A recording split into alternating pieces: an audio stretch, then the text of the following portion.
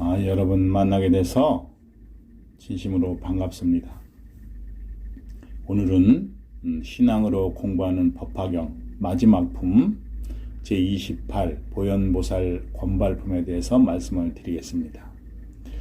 이제 법화경을 쭉 이렇게 공부해 오셨는데 법화경의 서론, 본론, 결론, 그 마지막 품이 결론입니다. 법화경의 결론이고 그 다음에 불교의 결론이라고 얘기를 해도 과언이 아닙니다.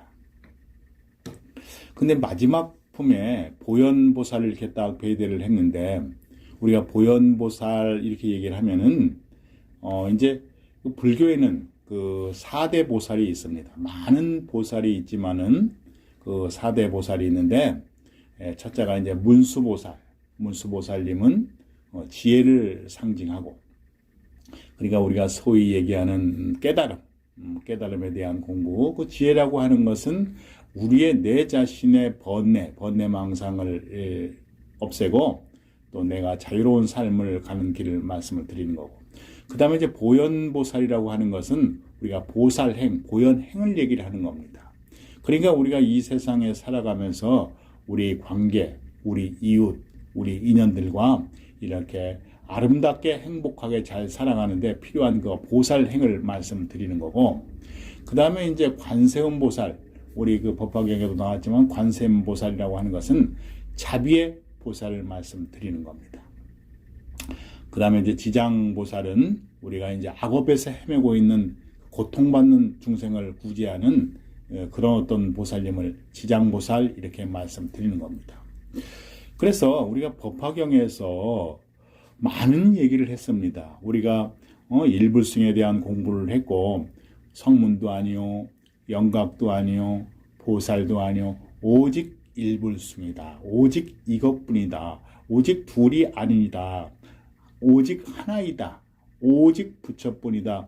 이렇게 공부를 했고, 그 다음에 이제 후반전에 와서는 우리가 이제 보살행, 이 현상계에 살아가는 그런 부분을 얘기를 했는데, 이 보살행이라고 하는 것은, 그러니까 결론적으로 보살행을, 보현보살을 배대를 했는데, 무슨 얘기인가 하면은 우리가 깨달음, 진리 등등 이런 일들이 결국에는 우리가 이렇게 현상세계를 살아가면서 지금 우리 이웃과 나하고 인연 있는 그런 분들과 지인들과 내 주변에, 내 지금 여기서 아름다운 세상을 만들고 좀 더 행복하고 편안하게 살자 하는 그런 말씀을 드리는 겁니다.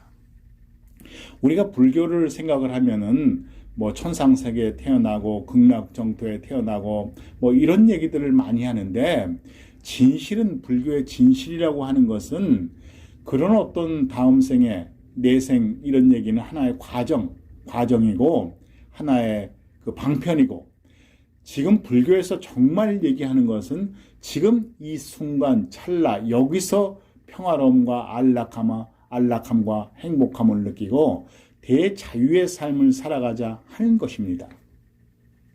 그래서 법화경에서도 마지막에 보현보살을 배대한 것은 우리가 살아가면서 이렇게 우리 대중들에게, 우리 지인들에게, 우리 인연 있는 대중들에게 정말 사랑과 자비를 나누어서 이 세상, 이 현상계를 운영하고 행복하게 살아가자 하는 그런 어떤 말씀을 드리는 겁니다. 그래서 이제 경전에도 보면은 보현보살님이 이렇게 이제 동방에서 이렇게 오시는데 부처님께 물어봅니다. 우리가 우리 대중들이 법화경을 지니고 하려고 하면은 어떻게 해야 지닐 수 있습니까? 부처님 열반하시고 난 후에 지닐 수 있습니까? 이렇게 질문을 하니까 부처님께서 첫째는 불보살의 가호를 받아야 한다. 그래서 우리 모두는 부처님의 자식이고 또 불성을 가지고 있고 부처이기 때문에 부처님의 가호를 받는 것은 누구나가 다 당연한 일입니다. 그래서 부처님의 가호를 받아야 되고, 둘째는 우리가 또 선업을 져야 하고, 우리가 살아가면서 많은 선업들을 짓지 않습니까? 선업을 지어야 되고, 셋째는 정정치에 머물러야 한다. 정정치라는 것은 물러남이 없는 그런 어떤 믿음. 그리고 네 번째는 우리 대중들을 다 구제하는 그런 어떤 마음을 내야 한다. 이렇게 네 가지의 마음이 있어야지 법화경을 만나게 된다. 이렇게 말씀을 하는 겁니다. 그래서 보현보살님께서는 우리가 보살행을 얘기를 하는데 무엇이라고 말씀을 하시는가 하면은 보살행이라고 하는 것, 보현행이라고 하는 것이 법화경을 수행하는 것이다. 법화 수행을 하는 것이다. 왜? 법화경 안에는 본질과 현상이 있고 지혜와 자비가 있으니까 법화경 수행을 하게 되면은 우리가 보현행을 하는 것이다. 보살행을 하는 것이다. 이렇게 말씀을 하시는 겁니다. 그래서 우리가 법화경을 우리가 수지하고 읽고 애우고 해설하고 이렇게 베껴 쓰고 이런 오종법사 이런 법화 수행을 해 나갈 때는 보현보살님이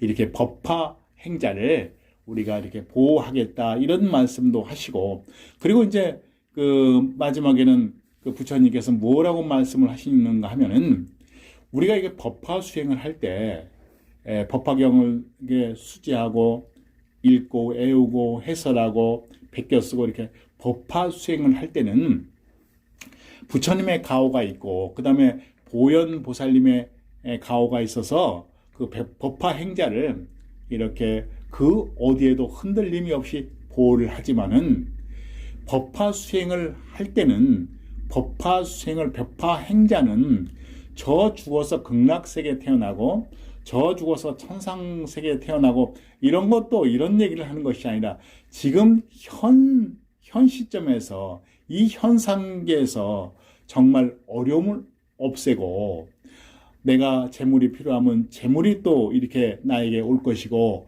어떤 이 현상계에서 복을 받는다 이런 말씀을 하시는 겁니다.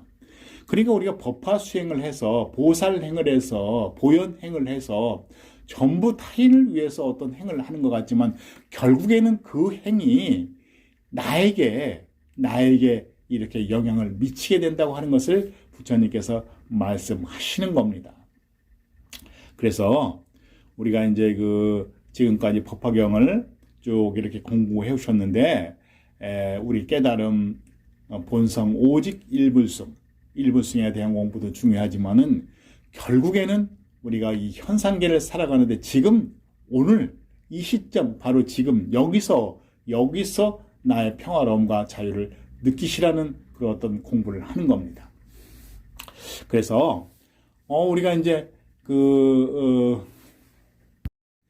우리가 이제 보살행을 하는데도 우리가 보살행이라고 하는 것이 사랑과 자비인데 그 사랑과 자비를 통해서 이웃도 행복하고 또 나도 행복하게 이렇게 살아가는 것인데 왜 법화경에서는 일불승 공부를 하고 사랑과 자비를 베푸는가 보살행을 하는가 우리가 일반적으로 이웃 종교 같은 경우에서도 사랑을 하고 자비를 하고 하지만은 이렇게 그 진리의 근본에 대한 공부 일불승에 대한 깨달음이 없으면 대중들에게 사랑과 자비를 베풀 때 어느 상태가 되면 흔들림이 변한다고 하는 겁니다.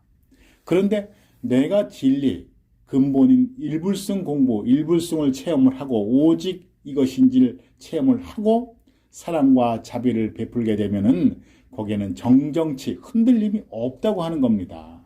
그래서 정말 흔들림이 없을 때 나도 행복하고 타인도 행복할 수 있는 것이기 때문에 부처님께서는 첫째 너의 근본을 깨달아라. 오직 일불승인 것을 알아라. 네가 부처인 것을 깨달아라. 이렇게 말씀을 하는 겁니다. 그래서 여러분들께서도 우리가 깨달음, 진리의 공부 이것도 사실 이렇게 그렇게 금방 쉬운 공부는 아니지만은 이 깨달음을 통해서 또 이렇게 사랑과 자비를 나누어서 정말 이 생에서 이 현상계에서 편안하고 안락하게 사시고 내가 정말 이 현상계에서 편안하게 안락한 마음이 된다고 하면은 천상세계에 있다고 하면은 천상세계를 갈 것이요 극락정토가 있다고 하면은 극락정토를 가게 될 것입니다. 그러니까 여러분들께서도 오늘 오직 이것 지금 이 상태에서 흔들림 없이 평화롭고 행복한 마음을 내셔서 이렇게 공부 열심히 하시기 바랍니다. 그래서 대자유의 삶, 대평화의 삶, 대풍요로운 삶 사시기를 진심으로 발언합니다. 예, 감사합니다.